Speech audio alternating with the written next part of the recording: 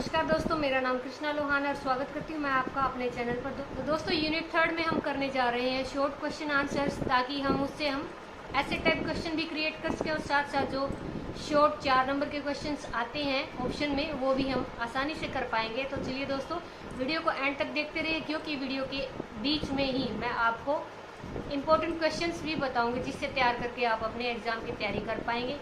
और दोस्तों साथ में अगर आप चैनल पर नए हैं तो मेरे चैनल को सब्सक्राइब कीजिए, साथ में जो बेल आइकन देख रहे हैं आप उस पर प्रेस कीजिए, ताकि आपको न्यू अपडेट्स मिल सके और आप अपने कंटेंट, अपने सब्जेक्ट की अच्छे से तैयारी कर पाएँ। तो चलिए दोस्तों वीडियो में आगे चलते हैं। तो चलिए दोस्तों हम कर लेते हैं शॉर्ट क्वेश्चन आंसर्स को। सबसे पहला प्रश्न इसमें रहेगा, आदर्शवाद के अर्थ को स्पष्ट कीजिए। आदर्शवाद क्या होता है, इसके लिए मैंने बिल्कुल हाईलाइटेड वर्ड्स कर रखे हैं, ताकि आप उससे अच्छे से मीनिंग को समझ पाएं और उसको लिख पाएं। आदर्शवाद शब्द अंग्रेजी के आइडियलिज्म शब्द का हिंदी रूपांतर, आइडियलिज्म से ही आदर्शवाद निकाला गया है। आदर्शवाद अंग्रेजी के आइडिया से भी उत्पन्न है। आदर्शवाद की मान्यता है कि आध्यात्मिक जगत जो है सर्वोपरि है, यानी सबसे ज्यादा इसमें भगवान को माना गया है। भौतिक जगत जो होता है उसको नश्वर माना गया है। इसलिए मानव का एकमात्र उद्देश्य क्या है, वास्तविक सत्ता से परिचय कराना। और इसको मानने वाले यानी कि आदर्शवाद को फॉलो करने वाले कौन कौन है?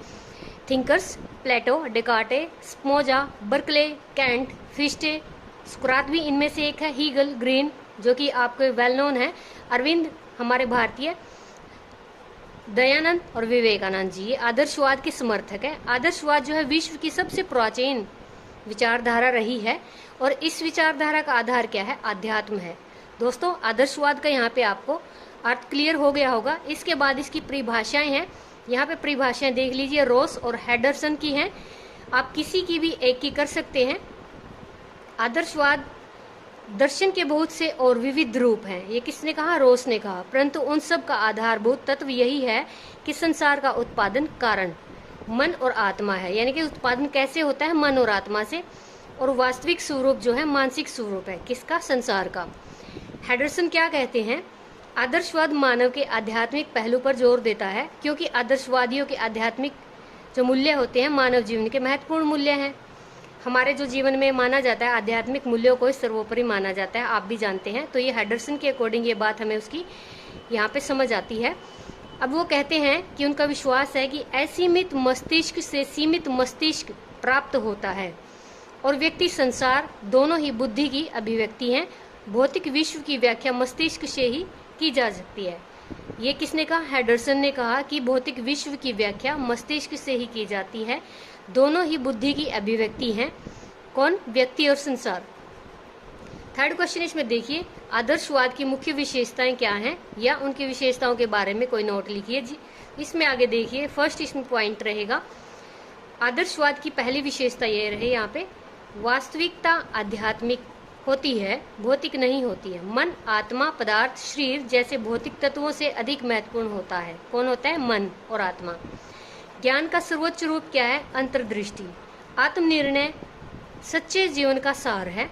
मनुष्य सर्वोच्च रचना है, वह प्रतिष्ठा और विशिष्टता से युक्त है। मन का स्वतंत्रता उच्चतम सद्गुण है। तो ये क्या है? आदर्शवाद की विशेषताएं हैं। नेक्स्ट इसमें बहुत सारी विशेषताएं हैं, आपका जो समझ आता है आपको उस हिसाब से आप इसको याद कर लीजिए। सर्वोत्तम आध्यात्मिक मूल्य सत्यम शिवम सुंदरम ही है, यानी कि इसमें जो हाईलाइटेड ये वर्ड है इसको ही हम बोल सकते हैं कि सत्यम शिवम सुंदरम ही आध्यात्मिक मूल्य कहलाते हैं। आध्यात्मिक विकास मानव का चरम बिंदु है। ब्रह्म ज्ञान ही उच्चतम ज्ञान है। संसार का उत्पादन कारण मन और आत्मा को माना गया है। तो ये इसकी विशेषताएं रहेंगी। अब हम आदर्शवाद के मुख्य उद्देश्यों के बारे में यहाँ पे पढ़ेंगे। मैं आपको शॉर्ट बिल्कुल और अच्छे से बता रही हूँ। जिनके पास पुस्तक भी नहीं है उनके लिए बहुत ही आसान रहेगा। आदर्शवादी शिक्षा के मुख्य उद्देश्यों में हम किन चीज़ों को लेते हैं, जैसे कि व्यक्तित्व का उन्नयन, यानी कि पर्सनैलिटी डेवलपमेंट, व्यक्तित्व का विकास, ये बोल सकते हैं। आदर्शवादी शिक्षा का मुख्य उद्देश्य होता है व्यक्तित्व का विकास करना। आत्म अनुभूति यानी कि सेल्फ रियलाइजेशन। सेल्फ रियलाइजेशन कैसे होती है कि आदर्शवाद के जो उद्देश्य है उससे मनुष्य को मनुष्य बनाया जा सकता है। ये देखिए यहाँ पर डिफाइन कर सकते हैं यहाँ पे इस चीज़ को। शिक्षा का लक्ष्य जीवन की प्राप्ति है। शिक्षा का प्रमुख कार्य मनुष्य को स्वयं ईश्वर के साथ एकता में बांधना है या एकता को पहचानना है। आध्यात्मिकता यानी कि यहाँ पे बोला जा सकता है कि आदर्शवाद का जो आधार है वो आध्यात्मिकता ही है, यानी जीवन में जो भी कौशल अर्जित किए जा सकते हैं वो आध्यात्मिकता को साथ लेकर किए जा सकते हैं। इसका सूत्र क्या है? सत्यम, शिवम और सुंदरम। तो यहाँ पे सत्यम, शिवम, सुंदरम का जो यहाँ पे सूत्र दिया गया है, ये व्यक्ति को एकमात्र या एक सूत्र में बांधने के लिए ही इसका प्रयोग किया गया है। व्यक्ति को संस्कृति की रक्षा करनी चाहिए और उसका हस्तांतरण करना चाहिए, यानी व्यक्ति को क्या करना चाहिए? प्रोटेक्शन भी करना चाहिए और उसको संरक्षित भी करना चाहिए। ये आप सेंटेंसेस इनकी बना के लिख सकते हैं आराम से। आध्यात्मिक जीवन की तैयारी करना आदर्शवाद के शिक्षा के मुख्य उद्देश्य रहे हैं। बुद्धि और विवेक का विकास भी कैसे होता है? आध्यात्मिक शिक्षा के आधार पर होता है। मानवोचित गुणों के अभाव में मनुष्य नहीं रह पाएगा। इस वजह से आदर्शवादी शिक्षा के मुख्य उद्देश्यों में जो ये 7 पॉइंट्स है, ये जो है इंक्लूड किए गए हैं। आदर्शवाद का आधार आपको पता ही है, आध्यात्मिकता ही है। आदर्शवादी क्या मानते हैं कि मानव को आध्यात्मिक उन्नति और परंपरा के ज्ञान को तथा कौशल को अर्जित करने पर विशेष ध्यान देना चाहिए। नेक्स्ट देखिए, पाठ्यक्रम में आदर्शवादियों के विचार क्या हैं या उनकी विशेषताएं क्या है, ये क्वेश्चन आ सकता है। तो इसमें हम आगे पढ़ते हैं कि उन्होंने पाठ्यक्रम में क्या क्या विषय सम्मिलित किए हैं। मानव की क्रियाएं और उससे संबंधित विषय क्या क्या है इसमें देखिए। पहला यहाँ पे देखिए, मानसिक क्रियाएं मानव की होंगी, तो उसमें सब्जेक्ट उन्होंने क्या डाले हैं आदर्शवादियों ने? भाषा, साहित्य, इतिहास, भूगोल और विज्ञान। यहीं पर उन्होंने सौंदर्यात्मक क्रियाएं डाली हैं और कला और कविता भी इसमें डाली है। फिर नैतिक क्रियाओं में आता है धर्म, आचार शास्त्र, अध्यात्मवाद। इनको आप बिल्कुल आसानी से लिख सकते हैं। मानसिक क्रियाएं हैं, सौंदर्यात्मक क्रियाएं हैं, फिर नैतिक क्रियाएं हैं। इनमें अलग अलग सब्जेक्ट आदर्शवादी अपने हिसाब से उन्होंने समावेश किया है। नेक्स्ट क्वेश्चन हम करते हैं। यहाँ पे हम कर लेते हैं आदर्शवादियों की शिक्षा से संबंधित शिक्षण विधियाँ, यानी आदर्शवादी शिक्षण विधियाँ कौन सी हैं या उनकी विशेषताएं बताइए। पहली उन्होंने डाली है यहाँ पे प्रश्न विधि, यानी कि क्वेश्चनिंग मेथड। आप जानते ही हैं कि क्वेश्चनिंग मेथड में क्या होता है, क्वेश्चन आंसर्स जो है पूछे जाते हैं, बौद्धात्मक ज्ञान को स्पष्ट किया जाता है, मेंटलिटी देखी जाती है, IQ लेवल देखा जाता है। संवादात्मक विधि में देखा जाता है कि उसमें उसकी भाषा पर कितनी पकड़ है, मैनर्स क्या है, ये चीज़ें उसमें देखी जाती हैं। खेल द्वारा शिक्षण में देखा जाता है उस पर कमांड कितनी है, उसमें सहन शक्ति कितनी है और सामाजिक भावनाएं कितनी है उसमें। वाद विवाद विधि यहाँ पे आती है। आदर्शवादी शिक्षा से संबंधित वाद विवाद में देखा जाता है कि बच्चे या व्यक्ति में किस तरह से अपने जो विचार है प्रस्तुत करने का उसका तरीका क्या है, मेथड क्या है। अभ्यास तथा आवृत्ति विधि है जो यहाँ पे, उसमें बालक से संबंधित जितने भी उसके अभ्यास होते हैं या आवृत्ति विधि यानी कि रिपीटिशन मेथड होते हैं वो देखे जाते हैं। व्याख्यान विधि में उसका लेक्चर मेथड देखा जाता है। आप इनको डिफाइन कर सकते हैं आसानी से। आगमन तथा निगमन विधि, आगमन और निगमन विधि में क्या होता है, एक विधि में आगमन विधि में क्या देखा जाता है कि पहले उसको जो रूल्स कराए जाते हैं उसके बाद उसको प्रोसेस करवाई जाती है। इसमें यहाँ सबसे पहले क्या करवाया जाता है, कॉन्सेप्ट कराया जाता है, फिर उसमें रूल्स वगैरह जो उसके सूत्र हैं वो करवाए जाते हैं। निर्देशन विधि में है निर्देशन, यहाँ पे जो है इंस्ट्रक्शंस दी जाती हैं ताकि जो टीचर है, अध्यापक है, उसकी देख रेख में बालक जो है अच्छे कार्य कर सके और उनके गाइडेंस में वो अपना विकास कर सके। तर्क विधि में उनके तर्क मेथड यानी कि लॉजिकल मेथड देखा जाता है कि किस तरह से वो किस विषय या किस विचार संबंधी अपने जो आइडियाज़ बताएंगे। सरल से जटिल की ओर विधि माना जाता है। आदर्शवादी किसको मानते हैं, सरल से जटिल की ओर विधि, यानी कि पहले वो सरलता से, यानी कि एक आप बोल सकते हो आगमन विधि और सरल से जटिल की ओर विधि, ये दोनों एक ही मानी जाती हैं कि पहले वो उनको रूल सिखाए जाते हैं, छोटी से छोटी चीज़ बताई जाती है, उसके बाद वो जटिल विधि की तरफ यानी कॉन्सेप्ट की तरफ जाते हैं। नेक्स्ट क्वेश्चन देखिए, आदर्शवाद के दोष या अवगुण। यहाँ पे आपको बताना है आदर्शवाद के दोष और गुण में से। तो आदर्शवाद के यहाँ पे हम बात कर लेते हैं दोष या अवगुण के बारे में। पहले आदर्शवादी जो हैं उद्देश्य उनके अमूर्त हैं, वे भविष्य में विश्वास करते हैं, वर्तमान में नहीं। आदर्शवादी पूर्णता में विश्वास करता है, यानी कि पूरी तरह से कंप्लीटनेस के बारे में। आज तक पूर्ण तो किसी को भी प्राप्त नहीं हो सका है, तो ये चीजें इनकी अवगुण में आती हैं। बालक का स्थान गौण माना गया है। शिक्षक और आदर्श को मुख्य स्थान प्राप्त है, ये भी अवगुण है, क्योंकि बाल केंद्रित शिक्षा आजकल चली हुई है। शिक्षण विधि में आदर्शवाद की कोई देन नहीं है, ये भी इनके एक माइनस पॉइंट यहाँ पे है। आज के भौतिक युग में आध्यात्मिक मूल्यों का अधिक महत्व नहीं है, यानी आध्यात्मिक मूल्यों की बजाय आजकल भौतिक जो जीवन है वो चलता है। तो आदर्शवादियों के ये यहाँ पे अवगुण है। अब इनके प्रमुख सिद्धांतों के बारे में पढ़ लेते हैं।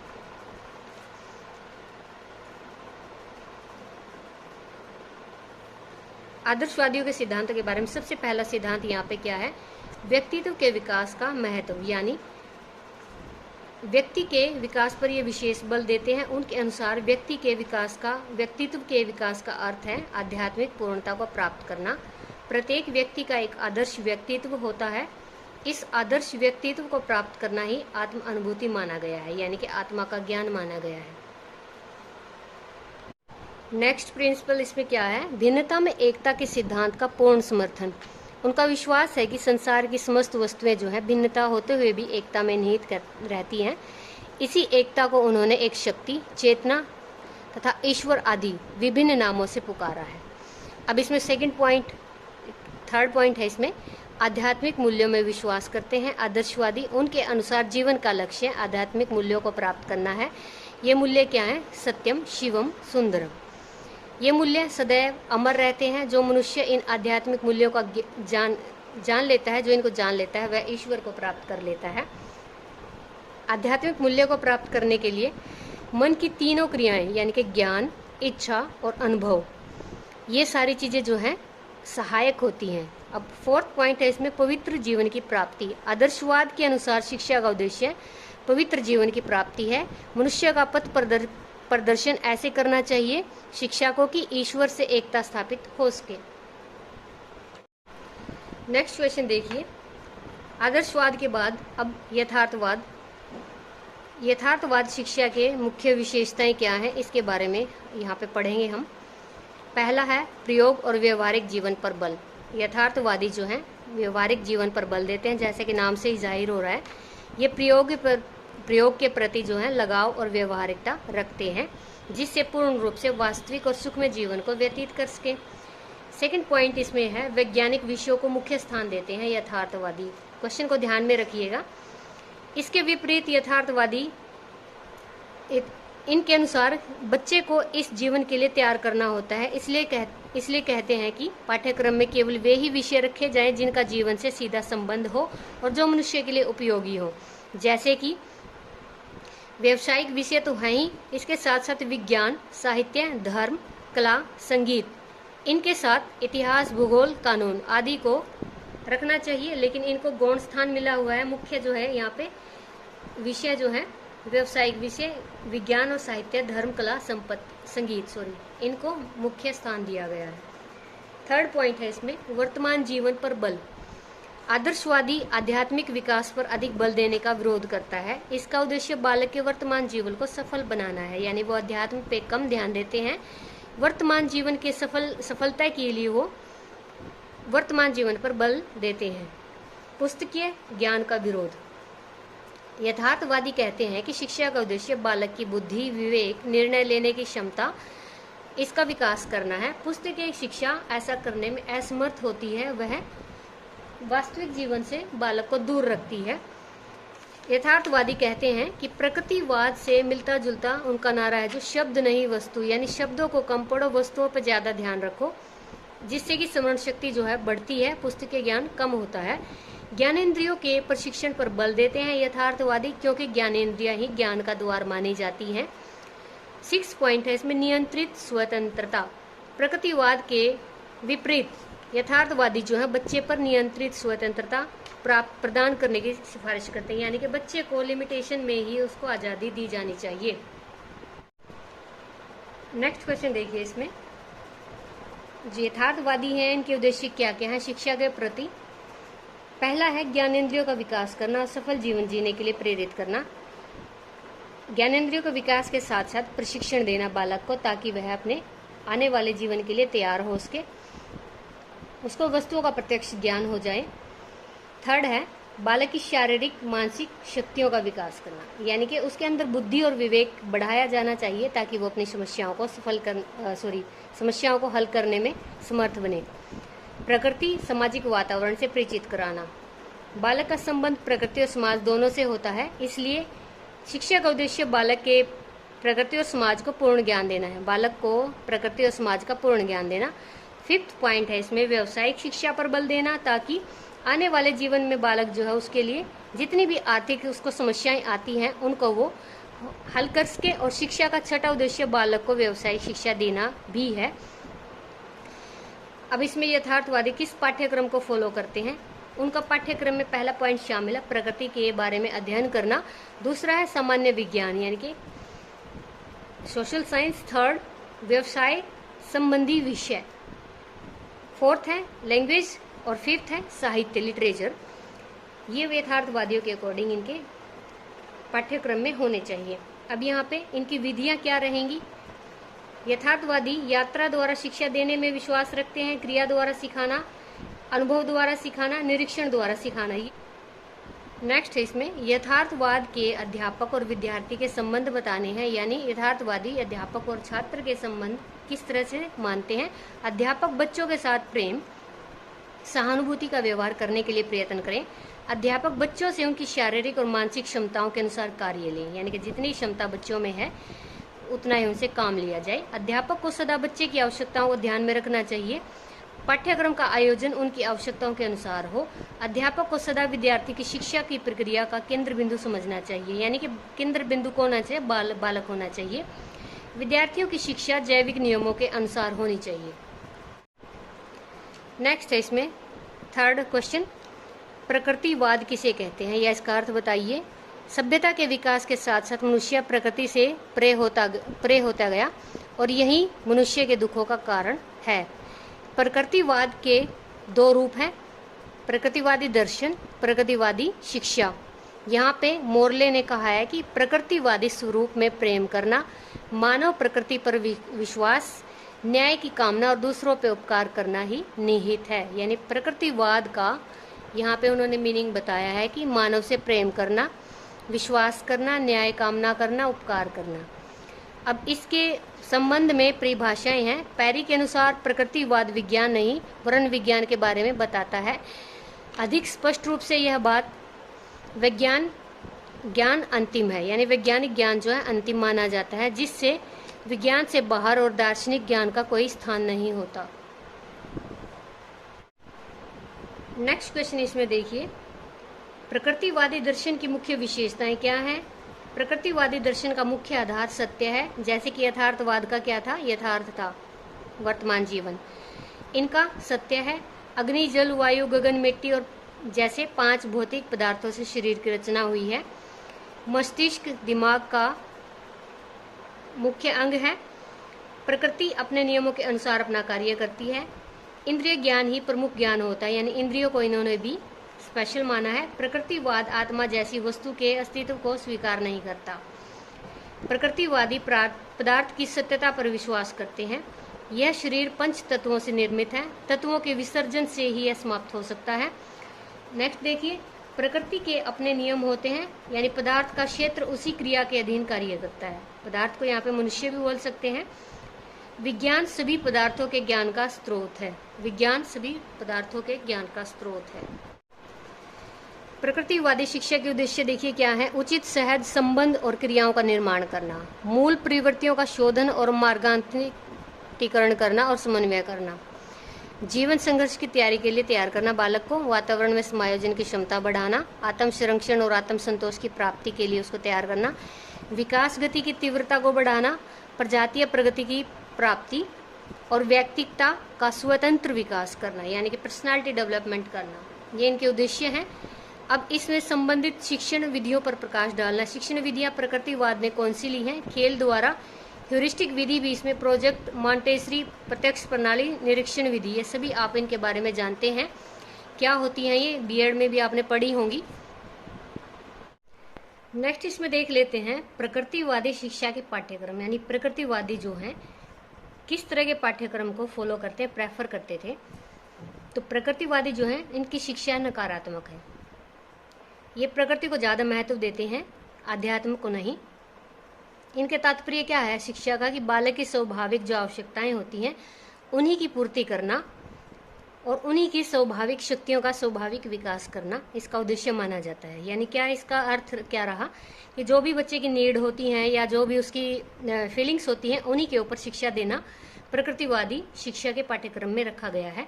अब इससे अलग जो है स्पेंसर जो एक महान प्रकृतिवादी थे, उन्होंने क्या कहा है कि मानव क्रिया में आत्म संरक्षण, बच्चों के लिए संतति संबंधी, संस्कृति संबंधी, जीवन की आवश्यकताएं या समाज संबंधी आवश्यकताएं ये इसमें पाठ्यक्रम में शामिल की गई है। फिर दूसरा इसका मानव क्रियाओं के बाद क्या है पाठ्यक्रम। शरीर विज्ञान, स्वास्थ्य विज्ञान, भौतिक विज्ञान और गणित, भूगोल, गृह शास्त्र, शरीर विज्ञान, बाल मनोविज्ञान, कला, भाषा, साहित्य, इतिहास, अर्थशास्त्र, समाजशास्त्र, राजनीति शास्त्र, ये सारे पाठ्यक्रम में शामिल किए गए। इनके अकॉर्डिंग इनके पाठ्यक्रम के जो तत्व क्या माने गए हैं, मूल प्रवृत्तियां, रुचियां या क्षमता का महत्व। जो भी बच्चे की मूल प्रवृत्तियां होती हैं, एप्टीट्यूड होता है, रुचियां होती हैं, उनका इंटरेस्ट और जो उनकी कैपेबिलिटी होती है, एबिलिटी, उनका महत्व पाठ्यक्रम में तत्व के रूप में माना गया है। जीवन रक्षा संबंधी क्रियाओं पर महत्व दिया गया है इन्होंने। यौन शिक्षा का महत्व भी माना है। व्यक्तिगत भिन्नता पर बल दिया है, यानी कि सब क्या होते हैं विभिन्न होते हैं, व्यक्तिगत विभिन्नता होती है। धार्मिक शिक्षा की उपेक्षा इन्होंने की है। यहाँ पे ये क्या मानते हैं कि अध्यात्म इतना हावी नहीं होता है बालक की शिक्षा पर, ना ही होना चाहिए। ये किसको सबसे ज्यादा मानते हैं, इंपॉर्टेंस देते हैं प्रकृतिवाद को। हक्सले ने जैसे कि कहा है कि शरीर विज्ञान, स्वास्थ्य विज्ञान, भौतिक विज्ञान, गणित, भूगोल, ये जितने भी सब्जेक्ट दिए गए हैं इनको प्रकृतिवादियों ने अपने पाठ्यक्रम में रखा था। नेक्स्ट क्वेश्चन इसमें बनेगा प्रकृतिवाद के गुण और दोषों के बारे में बताइए। पहले यह बात कर लेते हैं हम प्रकृतिवाद के गुणों के बारे में। इन्होंने शिक्षा और ज्ञान के सभी पहलुओं को प्रभावित किया। शिक्षा और ज्ञान के सभी पहलुओं को प्रभावित किया। मनोविज्ञान और समाजशास्त्र का आधार इन्होंने प्रकृतिवाद बताया। प्रकृतिवाद में निरीक्षण और वस्तुपरक स्थिति पर जोर दिया, यानी कि सबसे ज्यादा ये ऑब्जर्वेशन और वस्तुपरक यानी कंटेंट फुल चीजों पर जोर देते हैं। वैज्ञानिक अध्ययन को इन्होंने आधार माना है। बाल केंद्रित पाठ्यक्रम पर भी जोर दिया है। शिक्षक का स्थान यहाँ पे गौण बताया है, मुख्य स्थान किसका बताया है, बालक का। अनेक नए सिद्धांतों का इन्होंने जन्म माना है इसमें। अब दोष की अगर बात करें तो प्रकृतिवादी शिक्षा का उद्देश्य तत्कालिक है, यानी वर्तमान पर ही निर्भर है। भविष्य या जो भूतकाल है उससे रिलेटेड कुछ भी नहीं है। उपयोगिता पर बल देता है, उपयोगिता पर। पाठ्यक्रम का महत्व नगण्य हो गया, यानी अब पाठ्यक्रम का क्या महत्व रहा जब सारी चीजें उसमें प्रकृति में ही डाल दी गई हैं इन्होंने। अनुशीलता का सिद्धांत अनुचित है, यह वर्तमान में विश्वास रखता है, भविष्य में नहीं। आध्यात्मिक मूल्यों का इसमें अभाव है, जो कि एक बालक में होने चाहिए। उसमें सहन शक्ति, मेलजोल की भावना है, या उसमें नैतिक गुणों का समावेश अध्यात्म से ही आता है। शिक्षक की उपेक्षा की गई है, जो कि बच्चे का सबसे बड़ा गाइड होता है, मेंटोर होता है, उसकी यहाँ पे उपेक्षा की गई है। तो ये इसके दोषों के बारे में बात है। अब बात कर लेते हैं इनके सिद्धांत मुख्य कौन कौन से हैं। प्रकृतिवाद के मुख्य सिद्धांत, संसार एक महान यंत्र है, मनुष्य भी इस महान यंत्र का एक भाग है। जीवन भौतिक रासायनिक क्रियाओं का एक समूह है। जीवन में क्या माना गया है, यानी कि प्रकृतिवादों ने माना है कि मनुष्य 5 तत्वों से मिलकर बना है, इस वजह से भौतिक रासायनिक क्रियाओं का एक समूह माना है उसे। मनुष्य प्रकृति का एक जीव है, यह प्रकृति की ही उपज है, प्रकृति से प्रेरित किसी अन्य चीज से इसकी उत्पत्ति नहीं हुई है। मनुष्य की समस्त शक्तियां उसकी प्रकृति के अनुसार ही होनी चाहिए। मनुष्य अपनी प्रकृति के अनुसार एक उच्चतम पशु माना है। उसके जीवन का सारा सार जो है पाशविकता पर निर्भर करता है। उसकी प्रकृति में आध्यात्मिकता नहीं है, यानी कि आध्यात्मिकता उसको अगर मिली है तो समाज से ही मिली है, जन्मजात उसमें आध्यात्मिकता नहीं थी। मनुष्य का केवल भौतिक अस्तित्व है, उसका मन और उसके मस्तिष्क की क्रिया का फल होता है। वर्तमान जीवन ही केवल वास्तविक जीवन है, इसके बाद ना तो कोई जीवन है, ना कोई अन्य संसार है। प्रत्येक व्यक्ति वस्तु जो है प्रकृति से ही उत्पन्न होती है और इसी में विलीन हो जाती है। वास्तविकता की सच्ची व्याख्या केवल विज्ञानों द्वारा ही की जा सकती है, इसलिए विज्ञानों का ज्ञान कराना और प्राप्त करना सबसे ज्यादा जरूरी माना है इन्होंने। विचार भी प्राकृतिक वातावरण पर निर्भर करते हैं। इनका जन्म उसी समय होता है जिस समय किसी नाड़ी या नस पर किसी प्राकृतिक उत्तेजना का प्रभाव पड़ता है। शून्य में घूमते फिरते शरीरों में वास्तविक सत्य निहित है, यानी कि शून्य में घूमते, स्पेस में घूमते हुए शरीरों में वास्तविकता सत्य निहित है। यानी कि उसको माना है, इन्होंने क्या माना है कि स्पेस में जब शरीर हमारे यानी कि आत्माएं जो घूमती हैं वो ही वास्तविक सत्य है। ऊर्जा ही अंतिम सत्य है, ऊर्जा के बिना कोई मनुष्य चल नहीं सकता। तो ये चीज़ों इन्होंने जो है ज़्यादा जरूरी मानी है। प्रकृति के सरल और शांतिपूर्ण नियमों के संपर्क में रहना ही वास्तविक जीवन माना है। तो ये इनके सिद्धांतों के बारे में बात करें तो ये बिल्कुल एक लॉजिकल चीज़ें हैं, इनको आप अच्छे से लिख पाएंगे। फिर यहाँ पे नेक्स्ट क्वेश्चन देखिए, प्रयोजनवाद के बारे में पढ़ लेते हैं। प्रयोजनवाद को मैं आपको बिल्कुल हाईलाइटेड ही कराऊंगी क्योंकि ये इनके कंपैरिजन में कुछ ज़्यादा चेंज है नहीं। प्रयोजनवाद का अर्थ यहाँ पे देख लेते हैं। आदर्शवाद प्रकृतिवाद के विपरीत प्रयोजनवाद जो है शिक्षा उपयोगिता के रूप में आता है, शिक्षा को उपयोगी मानता है। प्रयोजनवादी क्या कहते हैं कि इस नित्य बदलते युग में मानव जीवन के मूल्यों में भी परिवर्तन होता रहता है और उसके साथ साथ जो मान्यताएं हैं वो भी हमारी बदलती रहती हैं। तो प्रयोजनवाद किसी निश्चित उद्देश्य में विश्वास नहीं करता है।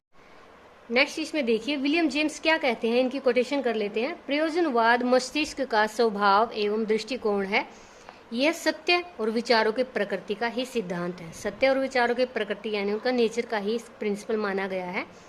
यह वास्तविकता का भी सिद्धांत है। इसको क्या बोल सकते हैं हम, थ्योरी ऑफ रियलिटी। अब यहाँ पे देखिए और भी यहाँ पे इसकी कोटेशन दी गई हैं, आप इनमें से भी कर सकते हैं जो आपको अच्छी लगती है। जैसे कि प्रैट ने कहा है, प्रयोजनवाद हमें अर्थ का सिद्धांत, सत्य का सिद्धांत, ज्ञान का सिद्धांत और वास्तविकता का सिद्धांत देता है। कौन देता है, प्रयोजनवाद, जिसके बारे में पढ़ रहे हैं हम। इसकी विशेषताएं क्या है, जीवन के आदर्श देश काल परिस्थिति के साथ साथ बदलते रहते हैं, ठीक है। सत्य की प्राप्ति ज्ञान अन्वेषण परीक्षण के द्वारा ही संभव होती है, ये भी ठीक है। व्यवहारिक सिद्धांत ही सत्य है इनके अकॉर्डिंग। मनुष्य एक सामाजिक प्राणी है, ये भी सत्य है और समाज इसके लिए ज़्यादा जरूरी है। मानव अनुभवों का संगठन ही दर्शन का मुख्य कार्य है। मनुष्य जो है मनोदैहिक प्राणी है, यानी कि आत्मा और शरीर का। सिद्धांत कसौटी की उपयोगिता, यानी किसी भी चीज़ को अगर हम कसौटी पर उतारते हैं तो सिद्धांत उसकी कसौटी पर खरा उतरता है। सत्य मानव निर्मित है, यानी कि मानव ने सत्य को बनाया है। जीवन के मूल्य तथा सत्य बदलते रहते हैं। तो इनकी बातें जो भी हैं ये विशेषताओं में आती हैं। अप्रयोजनवाद के अनुसार शिक्षा के मुख्य उद्देश्य क्या है कि छात्रों की क्रियाओं और आवश्यकताओं पर निर्भर होना चाहिए, छात्र के सहयोग से संचालित होना चाहिए। शिक्षा के उद्देश्य विशेष एवं तत्कालिक होते हैं, यानी कि स्पेसिफाई और इमीडिएटली उनको होना चाहिए। अब यहाँ पे अगर हम बात करें कि प्रयोजनवादी जो हैं पाठ्यक्रम के संबंधी विचार क्या रखते हैं, तो इसमें सबसे पहला, जैसे पीछे मैंने बताया आपको लास्ट में, उपयोगिता का विचार ये सबसे ज़्यादा मानते हैं। ये वही विषय उपयोगी होने चाहिए जिससे कि बालक जो है अपने आने वाले जीवन में उनका लाभ उठा पाए और जो उसके जीवन में उपयोगी हो। जैसे स्वास्थ्य विज्ञान है, विज्ञान, भाषा, इतिहास, भूगोल, गणित, इन विषयों को लेना चाहिए। दूसरा है बालक की रुचि का विचार भी करना चाहिए कि जो भी सब्जेक्ट पढ़ाया जाए उसकी रुचि के अकॉर्डिंग हो। अनुभव का विचार है, यदि ये क्रियाएं उस समुदाय की क्रियाओं की विशेषता का रूप धारण कर ले जिसमें विद्यालय स्थित है तो नैतिक मूल्यों को विकसित करेंगी, बिल्कुल करेंगी। यदि ये क्रियाएं उस समुदाय की क्रियाओं की विशेषता का रूप धारण कर ले जिसको हम टीच कर रहे हैं या जो टीच कर रहे हैं, तो विद्यालय जहाँ पर भी स्थित है वो नैतिक मूल्यों का विकास करेंगे वहाँ पर। इसका परिणाम क्या होगा कि वहाँ प्रेरणा, स्वतंत्र नागरिकता का प्रशिक्षण और अनुशासन का विकास होगा। फोर्थ है इसका सिद्धांत क्या है, विचार, एकीकरण का विचार। एकीकरण से संबंधित यहाँ क्या बात है कि किसी विशेष विषय पर कार्य करने की अपेक्षा उस सभी ज्ञान पर आधारित होना चाहिए जिसमें बालक को लगना है, यानी कि इन द फ्यूचर अगर उसको कोई कार्य करना है तो वही उसको कराने चाहिए, एकीकरण का विचार। नेक्स्ट देखिए इसमें इनके सिद्धांत क्या रहते हैं। सिद्धांत को अगर हम पढ़ें तो सिद्धांतों में मानव के अभिप्राय और इच्छाओं को पूर्ण करने वाली शक्ति ही सत्यता कहलाती है। यानी कि सत्य क्या है, मनुष्य की इच्छाएं और उनके अभिप्राय को पूर्ण करने वाला। भूतकाल मृत है, व्यतीत हो चुका है, बीत चुका है। अब इसमें जो वही आदर्श या अर्थपूर्ण है जो अभी और आपके पास जो कुछ भी है, ना कि कल्पना लोक, ना ही भविष्य, यानी वर्तमान को ही माना है इन्होंने भी। जो विचार और वस्तुएं उपयोगी है वही सत्य है, नहीं तो व्यर्थ है। वह वस्तु जिसकी सहायता से हमें हमारे जीवन के उद्देश्य और लक्ष्य प्राप्त होते हैं और उनके प्राप्त होने से हम अपने जीवन को विकसित कर पाएं तो वो हमारे लिए ही है। प्रजातांत्रिक आदर्शों द्वारा मनुष्य अपने मनोरथ पूरे कर सकता है और अपने यत्नों में कुशलता प्राप्त कर सकता है। संसार अनेक तत्वों से बना है, सदैव निर्माण की अवस्था में ही रहता है। मनुष्य संसार का सर्वश्रेष्ठ प्राणी है और सामाजिक कुशलताओं का गुण उसे मिला हुआ है। विचारों का जन्म सदैव क्रिया के बाद ही होता है, यानी कि जब भी हम सोचते हैं, कोई काम करते हैं, उसके बाद ही विचार हमारे दिमाग में पनपते हैं। मनुष्य एक क्रियाशील प्राणी यानी एक्टिव प्राणी है, यहाँ पे इसको माना है, और उसकी लंबी यात्रा में केवल क्रियाएं और अनुभव ही हैं। ये आप जानते हैं, ये आप लिख सकते हैं अच्छे से। जीवन के आदर्श और लक्ष्य निश्चित नहीं होते, न ही पूर्व निर्धारित होते हैं, वो हमें बनाने और पाने पड़ते हैं। मनुष्य जीवन का उद्देश्य सुखपूर्वक जीना है, इसके लिए सामाजिक विकास पहले सबसे आवश्यक होता है। संसार में कोई वस्तु स्थिर और अंतिम नहीं है। जीवन एक परिवर्तनशील प्रक्रिया है। परिवर्तन प्रकृति का नियम है। यह भौतिक संसार ही सत्य है, इसके अलावा कोई अन्य संसार नहीं है। यही मनुष्य के उद्देश्यों को पूरा करता है। किसी भी समस्या को उस समय तक हल करने का प्रयत्न मत कीजिए जब तक कि आपको न मालूम हो कि उसका अर्थ क्या है। यानी अपने शब्दों के जाल में आप फंस जाएंगे कि अगर आपको किसी चीज की नॉलेज नहीं है और आप उसको हल करने चल पड़ते हैं। नेक्स्ट हम देखते हैं प्रयोजनवाद के प्रकार कौन कौन से होते हैं। पहला है मानवतावादी प्रयोजन। इसमें क्या है कि वही सत्य है जो मानव के लिए उपयोगी है और जो मानव की आवश्यकताओं की पूर्ति करता है या उसे संतुष्टि देता है, वही सत्य है। इसी विचारधारा ने सामाजिकता की भावना को सबसे ज्यादा विकसित किया है। ये इनकी जो है प्रकारों में या मुख्य रूप बोल सकते हैं इसको प्रयोजन के। नेक्स्ट इसका क्या है प्रकार, प्रयोगवादी प्रयोजनवाद। प्रयोगवादी कैसे है कि इन्होंने बताया है कि प्रयोजनवाद केवल उस सत्य को स्वीकार करता है जिसके प्रयोग से सिद्ध किया जा सकता है, यानी कि जो सिद्ध है उसी को सत्य मानते हैं। नाम रूपवादी प्रयोजनवाद, इसमें क्या है कि प्रयोग के भावी परिणामों का आभास होने लगता है प्रयोग करते समय ही। इसको नाम रूपी यानी कि पहले से पता लग जाता है कि उसके परिणाम क्या आने वाले हैं, और परिणाम जो कुछ भी आते हैं वो वास्तविक होते हैं। डी पॉइंट है इसका जीव शास्त्रीय प्रयोजनवाद। इसमें क्या है कि मनुष्य के पास मस्तिष्क है जिसके द्वारा वह विचार करता है, और मनुष्य में वातावरण को अनुकूल बनाने की जो शक्तियां निहित होती हैं, जैसे कि जॉन डीवी ने कहा है कि विचार को वातावरण के साथ अनुकूलन करना एक साधन उन्होंने माना है। यानी विचारों को वातावरण के साथ अनुकूलन करना एक साधन उन्होंने इसको माना है, और इसको साधनवाद के नाम से भी पुकारते हैं, जीव शास्त्रीय प्रयोजनवाद को। अब यहाँ पे ये क्वेश्चन लास्ट यहाँ पे कर लेते हैं हम इनका गुण और दोषों के बारे में बात कर लेते हैं। इसको मैं आपको कंपैरिजन में दिखाती हूँ, आपकी बुक में ही है। यहाँ पे हम देख लेते हैं इन दोनों के कंपैरिजन में गुण और दोष। प्रयोजनवाद ने योजना पद्धति को जन्म दिया है, आध्यात्मिक गुणों की अवहेलना की है, ये इसके दोष हैं। विचार की बजाय कार्य को प्रधान माना है, ये इसके गुण हैं। और केवल उपयोगिता परिणाम के आधार पर सत्य का मानना है, सत्य की वैधता को इन्होंने माना है। व्यवहार के अधीन विचार हैं, यानी जब भी हम व्यवहार करते हैं तो वैसे विचार आते हैं, ये इनके गुण हैं। पूर्व निश्चित धारणाओं की अस्वीकृति, यानी कि पहले से निश्चित हम अवधारणाएं बना लेते हैं, उनकी अस्वीकृति इन्होंने की है, ये इसके दोष हैं। नवीन शिक्षा, प्रगतिशील शिक्षा, क्रिया प्रधान पाठ्यक्रम, संगठित इकाई जैसी नवीन उपलब्धियां इनके द्वारा दी गई है। सत्य परिवर्तनशील है, ये इसके दोष हैं, क्योंकि सत्य जो है परिवर्तनशील नहीं होता है, उसमें खोज हो सकती है। व्यवहारिक जीवन की तैयारी, ये इसके जो गुण हैं। दोष में क्या है कि सांस्कृतिक आदर्शों की इन्होंने उपेक्षा की है। सामाजिक और जनतांत्रिकता को प्रश्रय देता है, यानी कि इसने सबसे ज्यादा जरूरी किसको माना, सामाजिक और जनतांत्रिक गुणों को। अब इनका दोष क्या है यहाँ पे, शिक्षा का निश्चित उद्देश्य नहीं है, ये इसके दोष हैं। उपयोगिता को प्रधानता दी है, उपयोगिता का सर्वमान्य मापदंड फिर भी इन्होंने नहीं बनाया, तो इसके दोष हैं। आप इसको दोष में भी लिख सकते हैं, कंपैरिजन में भी लिख सकते हैं। सबसे बेटर जो है फॉर्मेट होता है, पैटर्न यही होता है अगर आप किसी चीज का कंपैरिजन दिखाते हैं तो।